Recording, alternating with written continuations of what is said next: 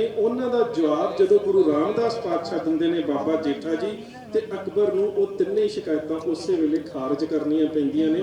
ਉਹਦਾ ਕਾਰਨ ਕੀ ਹੈ ਕਿ ਜਿਹੜੀ ਸ਼ਿਕਾਇਤ ਕੀਤੀ ਗਈ ਸ਼ਿਕਾਇਤਕਰਤਾ ਧਿਰ ਵੱਲੋਂ ਉਹਦੇ ਨਾਲ ਗੱਲਬਾਤ ਕਰਨ ਦੀ ਤਿਆਰੀ ਕਰਨ ਦਾ ਢੰਗ ਸਾਨੂੰ ਗੁਰੂ ਸਾਹਿਬ ਨੇ ਦੱਸਿਆ। ਅੱਜ ਅਸੀਂ ਗੱਲਬਾਤ ਦੇ ਟੇਬਲ ਦੇ ਉੱਪਰ ਜਾ ਕੇ ਹਾਰ ਚੁੱਕੇ। ਦੂਸਰੀ ਗੱਲ ਜਿਹੜੀ ਸਭ ਤੋਂ ਅਹਿਮ ਗੱਲ ਹੈ ਕਿ ਇਸ ਮੈਂ ਕੰਵਰ ਭਾਜੀ ਉਹਨਾਂ ਦੇ ਨਾਲ ਬੈਠਾ ਸੀ ਤੇ ਇਸ ਮੁੱਦੇ ਦੇ ਉੱਪਰ ਅਸੀਂ ਇੱਕ ਚਿੰਤਨ ਕਰ ਰਹੇ ਸੀ। ਪੰਜਾਬੀਅਤ ਦੀ ਗੱਲ ਹੈ, पर पंजाब का एक हिंदू वर्ग, मैं सारिਆਂ ਦੀ ਗੱਲ नहीं करता, बहुत सारे हिंदू वीर आड़ती दुकानदार साडे नाल बैठे ने, पर एक जिहड़ा अमीर सनतकार हिंदू वर्ग है वो पंजाबीयत दे नाल अपने आप नूं जुड़िया क्यों नहीं महसूस कर रहा?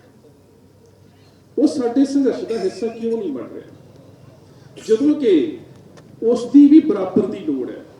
पिछे जी गल है जलंधर दे विच, देखो जदों अस जिस इलाके दे विच है इस इलाके ने सरदार कपूर सिंह वर्गे विद्वान नूं जन्म दिता है ते जदों उन्हीं किताबां दे विच असीं सिख होमलैंड दी सिख स्टेट दी गल करदे ना तां फिर अज जदों कोई खुद मुख्तियारी दी गल करदा है ना ते फिर सरदार कपूर सिंह दी ओह गल चेते आउंदी है जां फिर दर्शन सिंह फेरूमाल दी वसीयत याद आउंदी कि किन्ना गल्लां दे विचों खुद मुख्तियारी दी गल जिहड़ी ओह पैदा हुंदी है। भावें कि उहदे ਵੱਖ-ਵੱਖ ਦੇਸ਼ਾਂ ਦੇ ਵਿੱਚ ਵੱਖ-ਵੱਖ ਵਿਦਵਾਨਾਂ ਨੇ ਖੁਦ ਮੁਖਤਿਆਰੀ ਦੇ ਵੀ ਵੱਖਰੇ-ਵੱਖਰੇ ਮਾਪਦੰਡ ਤੈਅ ਕੀਤੇ ਹੁੰਦੇ ਨੇ ਕਿ ਕਿੰਨੀ ਕੁ ਖੁਦ ਮੁਖਤਿਆਰੀ ਫੈਡਰਲ ਢਾਂਚੇ 'ਚ ਕਿਸੇ ਸਟੇਟ ਨੂੰ ਦਿੱਤੀ ਜਾਂਦੀ, ਉਹ ਇੱਕ ਵੱਖਰਾ ਵਿਸ਼ਾ। ਪਰ ਮੈਂ ਜਲੰਧਰ ਕਿਸੇ ਹਿੰਦੂ ਪਰਿਵਾਰ ਦੇ ਕੋਲ ਬੈਠਾ, ਉਹਨਾਂ ਦੇ ਬੱਚੇ ਦੀ ਮੌਤ ਹੋ ਗਈ ਸੀ ਡਰੱਗ ਲੈਣ ਦੇ ਨਾਲ, ਤੇ ਜਦੋਂ ਮੈਂ ਉਹਨਾਂ ਦੇ ਕੋਲ ਬੈਠਾ ਤੇ ਅਫਸੋਸ ਕਰਨਾ ਪਿਆ, ਮੇਰਾ ਨੇੜੇ ਦਾ ਪਰਿਵਾਰ ਸੀ ਤੇ ਉਸ ਬੱਚੇ ਦੀ ਮਾਂ ਕਹਿੰਦੀ ਹੈ, ਉਹਦੇ ਮੂੰਹ 'ਚੋਂ ਪਹਿਲਾ ਸ਼ਬਦ ਪਤਾ ਕੀ ਨਿਕਲਿਆ? ਕਾਸ਼ ਕਿਤੇ ਅੱਜ ਸੰਤ ਭਿੰਡਰਾਂਵਾਲਾ ਜਿਉਂਦਾ ਹੁੰਦਾ। ਮੈਂ ਕਿਹਾ ਜੀ ਤੁਸੀਂ ਜਦੋਂ ਉਹ ਜਿਉਂਦੇ ਸੀ ਉਦੋਂ ਤਾਂ ਤੁਸੀਂ ਵਿਰੋਧ ਦੇ ਵਿੱਚ ਸੀ, ਅੱਜ ਮਨ ਦੇ ਵਿੱਚ ਇਹ ਗੱਲ ਕਿਵੇਂ ਆ ਗਈ ਕਾਸ਼ ਸੰਤ ਜਰਨੈਲ ਸਿੰਘ ਭਿੰਡਰਾਂਵਾਲਾ ਜਿਉਂਦਾ ਹੁੰਦਾ? ਕਹਿੰਦੀ ਇਸ ਕਰਕੇ ਆ ਗਈ ਕਿ ਕਮ ਸੇ ਕਮ ਸਾਡੇ ਬੱਚੇ ਨਸ਼ੇ ਦੇ ਨਾਲ ਨਾ ਮਰਦੇ। ਇਹਦਾ ਮਤਲਬ ਜਦੋਂ ਸਾਨੂੰ ਆਪ ਨੂੰ ਸੇਕ ਲੱਗਾ ਉਦੋਂ ਸਾਨੂੰ ਸੰਤ ਜਰਨੈਲ ਸਿੰਘ ਦੀ ਯਾਦ ਆਈ, पर उस समय जिहड़ा साडे सामने हिंदुस्तानी मीडिया ने जिहड़ा बरतांत सिरजिया, पता की क्या गया? मैं कहना इत्थे भी मीडिया बैठा है, निरपक्ष मीडिया दे जी जांच करा के देख लो जी, पंजाब दे विच 35,000 गैर सिख हिंदू कतल कर दिता गया, जदों कि जिहड़े अंकड़े ने वो 400 तो थल्ले रह जाते हैं, 500 तो बिल्कुल थल्ले रह जाते। गल की स्टेट दे वल्लों सरकारां दे वल्लों बरतांत सिरजिया जाता है, जिहड़ा बरतांत हुण सिरजिया जा रहा है, जिहड़ा नरेटर सैट किया जा रहा है, बिजली नहीं आवेगी किसानां दे संघर्ष करके, कोला खत्म हो रहा है किसानां दे संघर्ष करके, दुकानदारां नूं दिवाली दे उपर लाउण दे वास्ते उन्हां दीयां वस्तां नहीं मिलणगीਆਂ किसानां दे संघर्ष करके, छोटे दुकानदार दिवाली दे उपर दुकानां नहीं ला लैणगे किसानां दे संघर्ष करके, बार्डर के उपर फौजियों को समान नहीं पहुंच रहा किसानों के संघर्ष करके। गल की कि उन्होंने को जिहड़ा विकाऊ मीडिया है वो सारे लोगों की मानसिकता की दिशा जिहड़ी इस डायरैक्शन दे विच सैट कर देगा जिथे लोगों दे विच इह गल जावेगी कि किसानों का संघर्ष शायद पंजाबीयत दे वास्ते खतरनाक साबित हो रहा। तो उत्थे दोषी कौन है? असी अजे तक उन्हां लोकां नाल शहरी लोकां दे नाल एक डायलॉग नहीं रचा सके, असी एक संवाद नहीं सिर सके, असी दस नहीं सके कि पंजाब दे विच इन्हां बिल्लां दे नाल पंजाब दा किसान ते हो सकदा मरदा मरदा 10 साल कढ जावे, तुसीं साडे तो पहिलां मरना। असीं वो बरतांत नहीं सिर सके, असीं उन्हां नूं दस नहीं सके। रणजीत सिंह ने राज क्यों कीता? रणजीत सिंह ने उन्हां लोकां दे विच सिख राज दी खूबी की है, वो गैर सिखां दे विच भी उस बरतांत नूं सिरजिआ। मैं तुहानूं उदाहरण दिंदा, अवैता बल महाराजा रणजीत सिंह दा बाहरी जरनैल विदेशी जरनैल पेशावर दे विच जंगी फौजी छावनी कायम करनी सी, उस फौजी छावनी नूं कायम करन दे वास्ते उस नूं एक अमीर चंद नां दे हिंदू व्यापारी दा अमीर दा घर ढाउणा पै गया। मध्य परिवार दे विचों सी छोटा मोटा व्यापार करदा सी। महाराजा रणजीत सिंह नूं पता लगा ते महाराजा रणजीत सिंह ने उस हिंदू परिवार नूं घर बनाउण दे वास्ते उस अपने जरनैल की तनख्वाह चो कट के 15,000 रुपये उन्होंने समय दिते कि नहीं किते पंजाब के किसी बशिंदे के मन के विच बेगानगी का एहसास ना पैदा हो जाए, क्योंकि हुण वो जिहड़ा बेगानगी का एहसास उन्हां दे विचों कढिया गया। अज वो क्यों वीर नहीं समझ रहे कि असी भी इस मिट्टी के वारिस हाँ, ਸਾਨੂੰ ਕਿਸਾਨਾਂ ਦੇ ਨਾਲ ਬਹਿਣਾ ਪਵੇਗਾ, ਸਾਨੂੰ ਇਸ ਸੰਘਰਸ਼ ਦਾ ਹਿੱਸਾ ਬਣਨਾ ਪਵੇਗਾ। ਉਹ ਆਪਣੀ ਸੁਰਤ ਨੂੰ, ਆਪਣੀ ਮਾਨਸਿਕਤਾ ਨੂੰ ਪੰਜਾਬੀਅਤ ਦੇ ਨਾਲ ਜੋੜ ਕੇ ਕਿਉਂ ਨਹੀਂ ਵੇਖ ਰਹੇ? ਪਰ ਮੈਂ ਤੇ ਵੇਖਦਾ ਕਿ ਹੁਣ ਤੱਕ ਜਿੰਨਾ ਵੀ ਸੰਘਰਸ਼ ਲੜਿਆ ਜਾਂਦਾ ਪੰਜਾਬੀਅਤ ਦੇ ਨਾਂ ਤੇ, ਇੱਕ ਖਾਸ ਵੱਡਾ, ਮੈਂ ਤੇ ਸਿੱਖਾਂ ਦੀ ਵੀ ਗੱਲ ਕਰੂੰਗਾ ਕਿ ਸਿੱਖਾਂ ਦਾ ਵੀ ਇੱਕ ਵਰਗ ਹੈ ਜਿਹੜਾ ਰਾਜਨੀਤੀ ਨਾਲ ਜੁੜ ਕੇ ਆਪਣੇ ਆਪ ਨੂੰ ਵੱਡਾ ਸਨਅਤਕਾਰ ਸਮਝਣ ਲੱਗ ਗਿਆ ਹੈ। ਉਹ ਵੀ ਪੰਜਾਬ ਦੇ ਸੰਘਰਸ਼ ਤੋਂ ਦੂਰ ਰਹਿੰਦਾ ਜਿੰਨਾ ਚਿਰ ਉਹਦੀ ਮਜਬੂਰੀ ਨਾ ਬਣ ਜਾਵੇ। ਉਹ ਤੁਹਾਡੇ ਨਾਲ ਉਦੋਂ ਹੀ ਆ ਕੇ ਤੁਹਾਡੇ ਨਾਲ ਬਹਿਣ ਨੂੰ ਤਿਆਰ ਹੈ ਜਦੋਂ ਰਾਜਨੀਤਿਕ ਸੱਤਾ ਉਹਦੀ ਉਸਦੀ ਮਜਬੂਰੀ ਹੈ। ਪਰ ਸੱਚਮੁੱਚ ਪੰਜਾਬ ਦੇ ਸੰਘਰਸ਼ ਜਾਂ ਪੰਜਾਬ ਦੀ ਖੁਦਮੁਖਤਿਆਰੀ ਜਿਹੜੀ ਹੈ ਉਹਦੀ ਮਾਨਸਿਕਤਾ ਦੇ ਵਿੱਚੋਂ ਨਿਕਲ ਚੁੱਕੀ ਹੈ। ਸ਼ਾਇਦ ਉਹ ਆਪਣੇ ਵਿਰਸੇ ਨੂੰ, ਆਪਣੇ ਇਤਿਹਾਸ ਨੂੰ ਭੁੱਲ ਚੁੱਕਾ ਹੈ ਵੀ ਤੁਸੀਂ ਤਾਂ ਉਸ ਮਿੱਟੀ ਦੇ ਵਾਰਸ ਹੋ। ਤੁਹਾਨੂੰ ਆਪਣੀਆਂ ਫਸਲਾਂ ਦੇ ਨਾਲ ਤੇ ਆਪਣੀ ਮੁਖਤਿਆਰੀ ਦੇ ਨਾਲ ਮੋਹ ਕਿੰਨਾ ਸੀ। ਜੇ ਤੁਸੀਂ ਆਪਣੇ ਕੈਨੇਡਾ ਤੋਂ ਆਏ ਵੀਰ ਜੀ, ਇੱਕ ਯਹੂਦੀਆਂ ਦੀ ਗੱਲ ਕਰਕੇ ਗਏ ਸੀਗੇ। ਯਹੂਦੀਆਂ ਦੇ ਘਰ ਦੇ ਵਿੱਚ ਜਦੋਂ ਬੱਚਾ ਜਨਮ ਲੈਂਦਾ ਹੈ ਤੇ ਉਹਦੇ ਕੰਨ ਦੇ ਵਿੱਚ ਇੱਕ ਗੱਲ ਕੀਤੀ ਜਾਂਦੀ ਹੈ, born to be a ruler. ਤੂੰ ਰਾਜ ਕਰਨ ਵਾਸਤੇ ਜੰਮਿਆ। ਇਹ ਤੇ ਅੱਜ ਦੀਆਂ ਗੱਲਾਂ ਨੇ ਵੀ ਤੁਹਾਡੇ ਕੰਨਾਂ 'ਚ ਕਿਹੜੇ ਵੇਲੇ ਤੁਹਾਡੀਆਂ ਮਾਵਾਂ ਪਾਉਂਦੀਆਂ ਸੀ ਹਮ ਰਾਖਤ ਪਾਤਸ਼ਾਹੀ ਦਾ, ਉਹ ਕਿੱਥੇ ਚਲਾ ਗਿਆ? ਕੈਪਟਨ ਮਰੇ ਦੀ ਵਾਰਤਾਲਾਪ ਹੋਈ ਰਤਨ ਸਿੰਘ ਭੰਗੂ ਦੇ ਨਾਲ ਤੇ ਕੈਪਟਨ ਮਰੇ ਕਹਿੰਦਾ ਪੰਜਾਬ ਦਾ ਮਾਲਕ ਕੌਣ ਹੈ? ਕਹਿੰਦਾ ਅਸੀਂ। ਕਹਿੰਦਾ ਕਿਵੇਂ? ਕਹਿੰਦਾ ਸਾਡੇ ਕੋਲ ਪਾਤਸ਼ਾਹੀ। ਕਹਿੰਦਾ ਦਿੱਤੀ ਕਿੰਨੇ? ਕਹਿੰਦਾ ਹਮਕੋ ਪਾਤਸ਼ਾਹੀ ਨਾਨਕ ਦੇਈ। ਕਹਿੰਦਾ ਗੁਰੂ ਨਾਨਕ ਨੂੰ ਕਿੰਨੇ ਦਿੱਤੀ ਸੀ? ਕਹਿੰਦਾ ਗੁਰੂ ਨਾਨਕ ਨੇ ਰੱਬ ਤੋਂ ਦੇਈ ਸੀ। ਦੱਸੋ ਕਹਿੰਦਾ ਫਿਰ ਇਹ ਪਾਤਸ਼ਾਹੀ ਗਾਂ ਕਿੰਨਾ ਦੇ ਕੋਲ ਹੈ? ਤੁਹਾਨੂੰ ਰਾਜਨੀਤੀ ਆਉਂਦੀ ਹੈ? ਅੱਜ ਰਾਜਨੀਤੀ ਦੇ ਬਾਰੇ ਸਾਡੀ ਮਾਨਸਿਕਤਾ ਦੇ ਵਿੱਚ ਇੱਕ ਇੰਟਰਚੇਬਿਲਟੀ ਪੈਦਾ ਕੀਤੀ ਜਾ ਰਹੀ, ਖਾਸ ਕਰਕੇ ਇੱਕ ਪੋਲੀਟੀਕਲ ਇੰਟਰਚੇਬਿਲਟੀ, ਇੱਕ ਰਾਜਨੀਤਿਕ ਅਸ਼ੁੱਧਤਾਵਾਦ ਸਾਡੇ ਮਨ 'ਚ ਪੈਦਾ ਕਰ ਦਿੱਤਾ ਗਿਆ। ਜਿਹੜਾ ਬੰਦਾ ਰਾਜਨੀਤੀ 'ਚ ਚਲਾ ਗਿਆ ਇਹ ਤੇ ਬਹੁਤ ਮਾੜਾ। ਤੁਸੀਂ ਚੰਗੇ ਬੰਦਿਆਂ ਨੂੰ ਰਾਜਨੀਤੀ 'ਚ ਨਹੀਂ ਭੇਜੋਗੇ ਤੇ ਮਾਫ ਕਰਨਾ ਮਾੜੇ ਅੱਗੇ ਆਉਣਗੇ। ਜੇ ਪੰਜਾਬ ਦੀ, ਮੈਂ ਕਹਿੰਦਾ ਇਸ ਕਿਸਾਨੀ ਦੇ ਸੰਘਰਸ਼ 'ਚੋਂ ਜਿੱਥੇ ਪੰਜਾਬ ਦਾ ਕਿਸਾਨ, ਛੋਟਾ ਕਿਰਤੀ ਵਰਗ, ਖੇਤ ਮਜ਼ਦੂਰ ਤੇ ਛੋਟਾ ਸ਼ਹਿਰੀ ਦੁਕਾਨਦਾਰ, ਮੈਂ ਛੋਟੇ ਦੀ ਗੱਲ ਕਰ ਰਿਹਾ, ਲੀਡ ਵਰਗ ਦੀ ਗੱਲ ਨਹੀਂ ਕਰ ਰਿਹਾ, ਲੈਟ ਦਾ ਪ੍ਰਬੰਧ ਹੈਗਾ ਸਾਡੇ ਦੂਰ ਆ। ਮੈਂ ਉਹਨਾਂ ਨੂੰ ਕਿਹਾ ਸੀ ਭਾਈ ਦੂਜੇ ਪਾਸੇ ਜਾ ਵੜੋ, ਦੇ ਵਿੱਚੋਂ ਚੰਗਾ ਉਧਰ ਗਏ ਹੀ ਨਹੀਂ ਲੈਟ ਦੇ ਕੋਲ। ਤੇ ਫਿਰ ਮੈਂ ਸੋਚਦਾ ਕਿ ਸਾਡੇ ਵਿੱਚ ਨਾ ਇੱਕ ਰਾਜਨੀਤਿਕ ਜਿਹੜੀ ਪੋਲੀਟੀਕਲ ਇੰਟਰਚੇਬਿਲਟੀ ਪੈਦਾ ਕਰ ਦਿੱਤੀ ਜਾਂਦੀ ਹੈ। ਇੱਕ ਲੀਡ ਬਲਿੰਕ ਕਰੀ ਜਾਂਦੀ ਹੈ। ਰਾਜਨੀਤੀ ਬੜੀ ਮਾੜੀ ਚੀਜ਼ ਹੈ ਵੀ ਤੁਸੀਂ ਤਾਂ ਉਹ ਸੀ। ਕੈਪਟਨ ਮਰੇ ਨੇ ਪੁੱਛਿਆ, ਕਹਿੰਦਾ ਰਾਜਨੀਤੀ ਆਉਂਦੀ ਹੈ? ਰਤਨ ਸਿੰਘ ਭੰਗੂ ਕਹਿੰਦਾ ਮੇਰੀ ਤਾਂ ਗੱਲ ਹੀ ਛੱਡ ਦੇ, ਮੇਰੇ ਤੇ ਖੂਨ 'ਚ ਹੈ। ਮੈਂ ਤੇ ਮਹਿਤਾਬ ਸਿੰਘ ਮੀਰਾਕੋਟ ਦੇ ਪਰਿਵਾਰ ਦੇ ਵਿੱਚੋਂ, ਮੇਰੀ ਤੇ ਗੱਲ ਹੀ ਸੁਣ ਲੈ। ਕਹਿੰਦਾ ਪੰਜਾਬ ਦੇ ਵਿੱਚ ਜਾ, ਕਹਿੰਦਾ ਅਰੋੜਾ, ਝਿਊਰ, ਜਾਤ, ਸਨਾਤ, ਜੇ ਸਭ ਜਾਣੇ ਰਾਜਨੀਤੀ ਕੀ ਬਾਤ, ਕਹਿੰਦਾ ਕਿਤੇ ਪਿੰਡ 'ਚ ਜਾ ਕੇ ਵੇਖ, ਚਾਹੇ ਕੋਈ ਦਲਿਤ ਹੈ, ਚਾਹੇ ਕੋਈ ਜੱਟ ਹੈ, ਚਾਹੇ ਕੋਈ ਸ਼ੂਦਰ ਹੈ, ਸਾਰੇ ਰਾਜਨੀਤੀ ਜਾਣਦੇ ਨੇ। ਉਹ ਤੁਹਾਡੇ ਤਾਂ ਲਹੂ ਦੇ ਵਿੱਚ ਸੀ, ਸਾਡੇ ਤਾਂ ਖੂਨ ਦੇ ਵਿੱਚ ਸੀ। ਹਮਕੋ ਪਾਤਸ਼ਾਹੀ ਨਾਨਕ ਦੇਈ, ਹਮ ਰਾਖਤ ਪਾਤਸ਼ਾਹੀ ਦਾਵਾ। ਅੱਜ ਸਾਡੇ ਚੋਂ ਪਾਤਸ਼ਾਹੀ ਦਾਵਾ ਗਵਾਚਦਾ ਕਿਉਂ ਜਾ ਰਿਹਾ ਹੈ? ਇਹਨਾਂ ਗੱਲਾਂ ਕਰਕੇ। ਔਰ ਇਹ ਦਾਅਵੇਦਾਰੀ ਢਾਡੀ ਕਿੰਨੀ ਵੱਡੀ ਸੀ। ਅਹਿਮਦ ਸ਼ਾਹ ਅਬਦਾਲੀ ਏਸ਼ੀਆ ਦਾ ਜੇਤੂ ਜਰਨੈਲ, ਨਿਰਸੰਦੇਹ ਕੋਈ ਸ਼ੱਕ ਨਹੀਂ। ਜੇਕਰ ਅਹਿਮਦ ਸ਼ਾਹ ਅਬਦਾਲੀ ਅਫਗਾਨਿਸਤਾਨ ਦਾ ਜਨਮਦਾਤਾ ਉਹ ਹੈ, ਉਸ ਨੂੰ ਉੱਥੇ ਬਾਬਾ ਅਫਗਾਨਿਸਤਾਨ ਕਿਹਾ ਜਾਂਦਾ ਹੈ। ਅਫਗਾਨਿਸਤਾਨ ਦਾ ਨਾਂ ਉਸਨੇ ਰੱਖਿਆ, ਨੀਂਹ ਉਸਨੇ ਰੱਖੀ, ਖਿੱਤਾ ਉਸਨੇ ਕਾਇਮ ਕੀਤਾ, ਇਹਦੇ 'ਚ ਕੋਈ ਸ਼ੱਕ ਨਹੀਂ ਹੈ।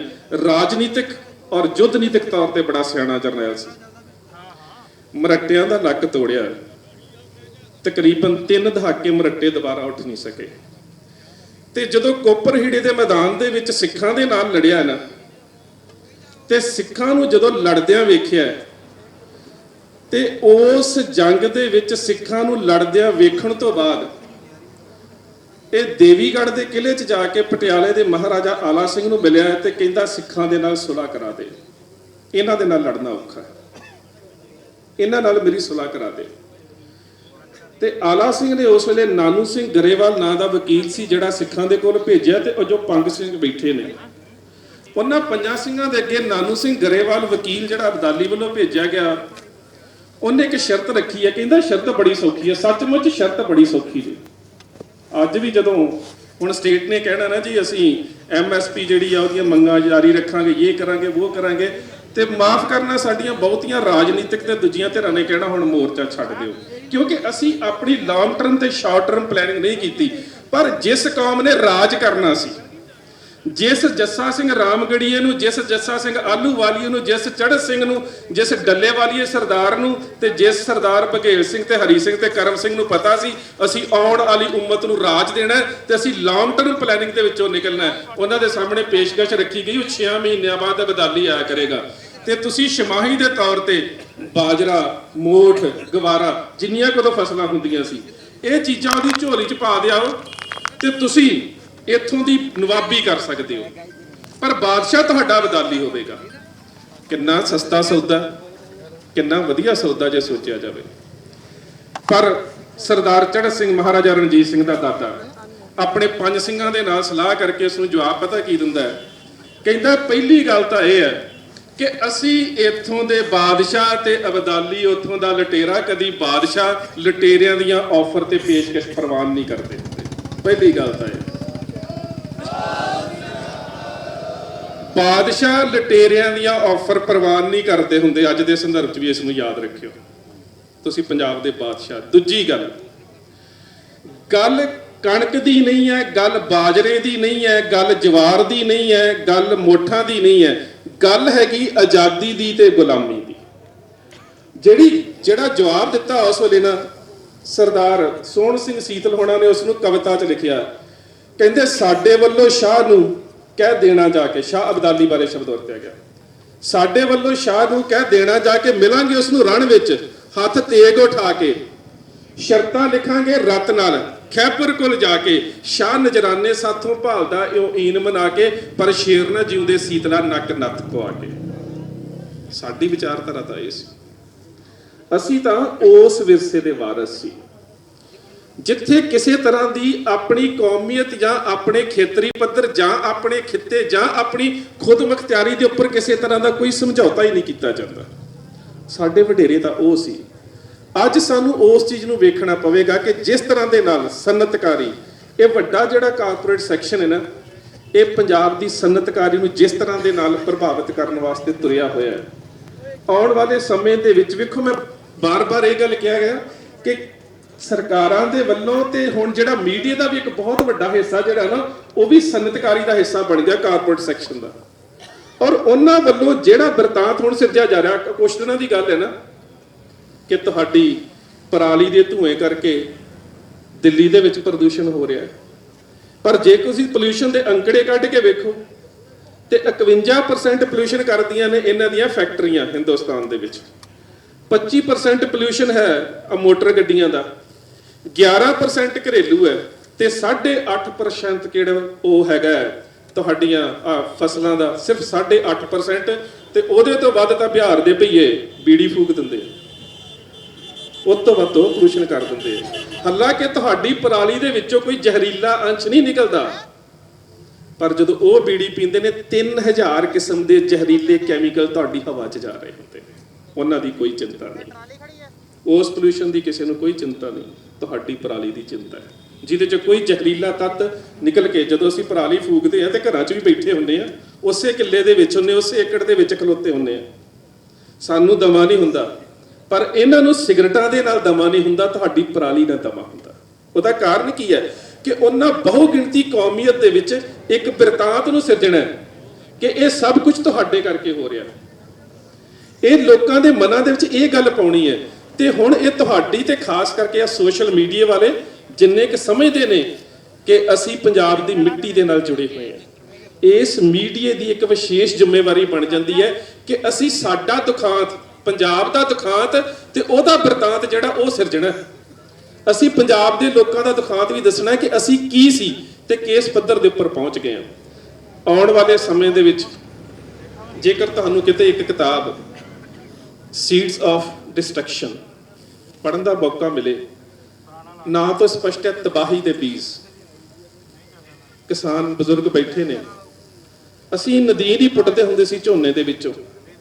ਉਸ ਤੋਂ ਬਾਅਦ ਮਚੈਟੀ ਆ ਗਈ, ਮਨਸੈਂਟੋ ਕੰਪਨੀ ਜਿਹੜੀ ਕਿ ਰੌਕਫੈਲਰ ਪਰਿਵਾਰ ਦੀ ਹੈ, ਜਿਹੜਾ ਅੱਜ ਦੁਨੀਆ ਦੇ ਵੱਡੇ 5 ਬੈਂਕਰਾਂ ਦੇ ਵਿੱਚੋਂ ਜਿਹੜੇ ਅੱਜ ਦੁਨੀਆ ਨੂੰ ਕਹਿ ਸਕਦੇ ਹੋ ਕਿ ਚਲਾ ਰਹੇ ਨੇ ਆਰਥਿਕ ਪੱਧਰ ਦੇ ਉੱਪਰ।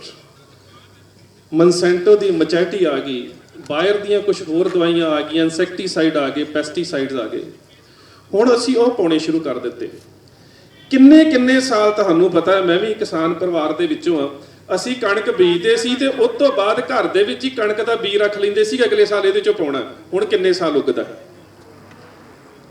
ਹੁਣ ਤੁਹਾਨੂੰ ਹਾਈਬ੍ਰਿਡ ਕਿਉਂ ਖਰੀਦਣੇ ਪੈਂਦੇ ਨੇ?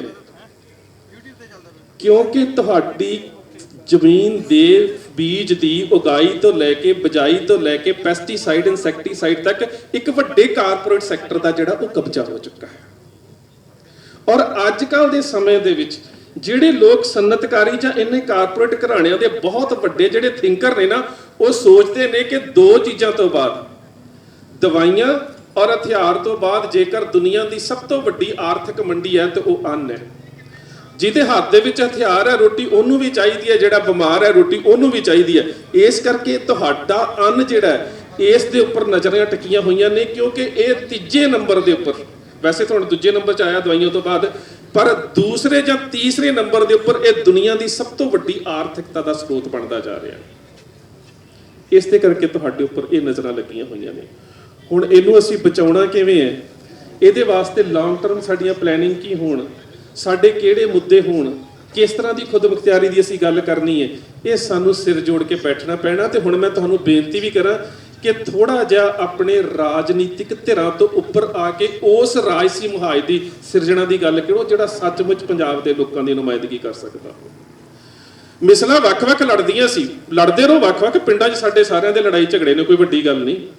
ਮਿਸਲਾਂ ਵੱਖ-ਵੱਖ ਲੜਦੀਆਂ ਸੀ ਤੇ ਜਦੋਂ ਅਬਦਾਲੀ ਨੇ ਹਮਲਾ ਕਰ ਦਿੱਤਾ ਤੇ ਸਰਦਾਰ ਮਿੱਤ ਸਿੰਘ ਉਹਨਾਂ ਦੇ ਪਰਿਵਾਰ ਦੇ ਵਿੱਚੋਂ ਇੱਕ ਡੱਲੇਵਾਲੀਆ ਮਿਸਲ ਦੇ ਸਰਦਾਰ ਸੀ, ਸਰਦਾਰ ਜੱਸਾ ਸਿੰਘ ਆਹਲੂਵਾਲੀਆ ਨੂੰ ਕਹਿੰਦੇ ਕਿ ਅਬਦਾਲੀ ਨੇ ਘੇਰ ਲਿਆ, ਹੁਣ ਆਪਣੀ ਮਿਸਲ ਆਪੋ ਆਪਣੇ ਬਜ਼ੁਰਗਾਂ ਤੇ ਆਪੋ ਆਪਣੀਆਂ ਔਰਤਾਂ ਦੀ ਰਾਖੀ ਕਰ ਲਵੇ। ਤੇ ਸਰਦਾਰ ਜੱਸਾ ਸਿੰਘ ਆਹਲੂਵਾਲੀਆ ਨੇ ਇੱਕ ਗੱਲ ਕਹੀ ਸੀ, ਉਹਨੇ ਕਿਹਾ ਸੀ, ਮਿਸਲ ਵੰਡ ਅਬ ਕਬੇ ਨਾ ਪਾਵੋ, ਰਲ ਮਿਲ ਖੜ ਤੁਰ ਪੰਥ ਬਚਾਓ। ਹੁਣ ਆਪਸੀ ਵੰਡ ਛੱਡ ਦਿਓ, ਹੁਣ ਤੁਹਾਡਾ ਦੁਸ਼ਮਣ ਵੱਡਾ ਹੈ। ਜਿੰਨਾ ਚਿਰ ਤੁਹਾਡੇ ਸਿਰ ਤੇ ਦੁਸ਼ਮਣ ਨਹੀਂ ਸੀ, ਤੁਸੀਂ ਆਪਸ 'ਚ ਬਥੇਰਾ ਲੜ ਲਿਆ, ਬਹੁਤ ਲੜ ਲਿਆ ਸੀ ਆਪਸ ਦੇ ਵਿੱਚ। ਹੁਣ ਤੁਹਾਡੇ ਸਿਰ ਦੇ ਉੱਪਰ ਜਿਹੜਾ ਕਾਰਪੋਰੇਟ ਸੈਕਟਰ ਦਾ ਵੱਡਾ ਦੁਸ਼ਮਣ ਹੈ ਨਾ, ਉਹਦੇ ਵਾਸਤੇ ਤੁਹਾਨੂੰ ਇਕੱਠੇ ਪਾਉਣਾ ਪੈਣਾ। ਹੁਣ ਤੁਹਾਨੂੰ ਉਸ ਗੱਲ ਨੂੰ ਆਪਣੇ ਦਿਮਾਗ 'ਚ ਪਾਉਣਾ ਪੈਣਾ ਕਿ ਰਲ ਮਿਲ ਖੜ ਤੁਰ ਪੰਥ ਬਚਾਓ। ਹੁਣ ਪੰਥ ਬਚਾਉਣ ਦੀ ਗੱਲ ਕਰਨੀ ਪੈਣੀ ਹੈ। ਤੇ ਜਿਹੜਾ ਪੰਥ ਤੇ ਪੰਜਾਬ ਹੈ ਨਾ, ਅਸੀਂ ਸਾਰੇ ਹੀ ਪਿੰਡਾਂ 'ਚ ਰਹਿੰਦੇ ਹਾਂ, ਗੁਰਦੁਆਰੇ ਜਾਂਦੇ ਹਾਂ, ਔਰ ਗ੍ਰੰਥ ਔਰ ਪੰਥ ਨੂੰ ਤੋੜ ਕੇ ਨਹੀਂ ਜੇ ਵੇਖਿਆ ਜਾ ਸਕਦਾ। ਜਿਸ ਵੇਲੇ ਸਰਦਾਰ ਗੁਰਬਖਸ਼ ਸਿੰਘ ਅੰਮ੍ਰਿਤਸਰ ਸ਼ਹੀਦ ਹੋਣ ਲੱਗਾ ਸੀ ਨਾ, ਤੇ ਸ਼ਹਾਦਤ ਤੋਂ ਪਹਿਲਾਂ ਉਹਨੇ ਕਲਗੀਧਰ ਪਾਤਸ਼ਾਹ ਦੇ ਨਾਲ ਇੱਕ ਪਿਆਰੀ ਜੀ ਗੱਲ ਕੀਤੀ ਸੀ। ਕਹਿੰਦਾ, ਪਾਤਸ਼ਾਹ ਪੰਥ ਜੋ ਰਹਾ ਤੋ ਗ੍ਰੰਥ ਕੀ ਰਹੇਗੀ ਨਾਥ, ਪੰਥ ਜੋ ਨਾ ਰਹਾ ਤੋ ਗ੍ਰੰਥ ਕੌਣ ਮਾਨੇਗਾ। ਸੋ ਤੁਹਾਡੀ ਗੁਰੂ ਸਾਹਿਬ ਦੀ ਵਿਚਾਰਧਾਰਾ ਵੀ ਉਹਨਾਂ ਚਿਰ ਤੱਕ ਦੁਨੀਆ 'ਚ ਪ੍ਰਵਾਹਿਤ ਹੋ ਸਕੇਗੀ ਜਿੰਨਾ ਚਿਰ ਤੱਕ ਤੁਹਾਡੀ ਮਾਨਸਿਕਤਾ ਦੇ ਵਿੱਚ, ਚਾਹੇ ਪੰਜਾਬ ਦਾ ਕੋਈ ਹਿੰਦੂ ਹੈ, ਚਾਹੇ ਕੋਈ ਦਲਿਤ ਵੀਰ ਹੈ, ਚਾਹੇ ਕੋਈ ਕਿਸਾਨ ਹੈ, ਜਿੰਨਾ ਚਿਰ ਤੁਹਾਡੇ ਮਨ ਦੇ ਵਿੱਚ ਇਹ ਗੱਲ ਨਹੀਂ ਆਉਂਦੀ ਕਿ ਪੰਜਾਬ ਜਿਉਂਦਾ ਗੁਰਾਂ ਦੇ ਨਾਂ ਦੇ ਉੱਪਰ। ਇਹਦੇ ਤੋਂ ਬਿਨਾਂ ਨਾ ਕੋਈ ਵਿਕਲਪ ਤੇ ਨਾ ਕੋਈ ਸੰਕਲਪ ਸਾਡੇ ਕੋਲ ਹੈਗਾ ਕਿ ਪੰਜਾਬ ਗੁਰਾਂ ਦੇ ਨਾਂ ਤੇ ਜਿਉਂਦਾ ਹੈ। ਤੇ ਇਹ ਜਿਹੜਾ ਗੁਰਾਂ ਦੇ ਨਾਂ ਤੇ ਜਿਉਂਦਾ ਪੰਜਾਬ ਹੈ, ਜਿਸ ਗੁਰੂ ਸਾਹਿਬਾਨ ਨੇ ਪਵਨ ਗੁਰੂ ਪਾਣੀ ਪਿਤਾ ਮਾਤਾ ਧਰਤਮ ਦੀ ਗੱਲ ਕੀਤੀ ਸੀ, ਉਸ ਜਰਖੇਸ ਮਿੱਟੀ ਦੇ ਵਾਸਤੇ, ਉਸ ਧਰਤੀ ਮਾਤਾ ਦੇ ਵਾਸਤੇ ਸਾਨੂੰ ਇੱਕਜੁੱਟ ਹੋਣਾ ਪਵੇਗਾ। ਪੰਜਾਬ ਦੇ ਵਿੱਚ ਪੰਜਾਬੀਅਤ ਦੇ ਵਾਸਤੇ, ਇਸ ਮਿੱਟੀ ਦੇ ਵਾਸਤੇ, ਔਰ ਅਸੀਂ ਇਸ ਸੂਬੇ ਦੀ ਰੀੜ੍ਹ ਦੀ ਹੱਡੀ ਹਾਂ। ਸਾਨੂੰ ਕਿਤੇ ਨਾ ਕਿਤੇ ਆਪਣੇ ਸਿਆਸੀ ਮਤਭੇਦ ਭੁਲਾ ਕੇ ਇੱਕ ਟੇਬਲ ਦੇ ਉੱਪਰ ਹੋਣਾ ਪਵੇਗਾ। ਪਰ ਇਸ ਵਾਰੀ ਫਿਰ ਉਹੀ ਸਰਦਾਰ ਕਪੂਰ ਸਿੰਘ ਦੀ ਗੱਲ ਕਹਿ ਕੇ ਸਮਾਪਤੀ ਕਰਨ ਲੱਗਾ, ਇਹ ਨਾ ਹੋਵੇ ਕਿ ਤੁਸੀਂ ਸੜਕਾਂ ਤੇ ਜਿੱਤ ਜਾਓ ਤੇ ਟੇਬਲ ਤੇ ਜਾ ਕੇ ਹਾਰ ਜਾਓ। ਇਸ ਵਾਰੀ ਇੰਜ ਨਾ ਹੋਣ ਦਿਓ। ਇਸ ਵਾਰੀ ਜਿਹੜੀ ਜਿੱਤ ਹੈ ਉਹਨੂੰ ਯਕੀਨੀ ਬਣਾ ਕੇ ਤੁਰਿਓ। ਇੰਨੀਆਂ ਬੇਨਤੀਆਂ ਪ੍ਰਵਾਨ। ਫਤਿਹ ਦੀ ਸਾਂਝ ਪਿਆਰ ਸਹਿਤ ਆਖਿਓ ਜੀ। ਵਾਹਿਗੁਰੂ ਜੀ ਕਾ ਖਾਲਸਾ, ਵਾਹਿਗੁਰੂ ਜੀ ਕੀ ਫਤਿਹ।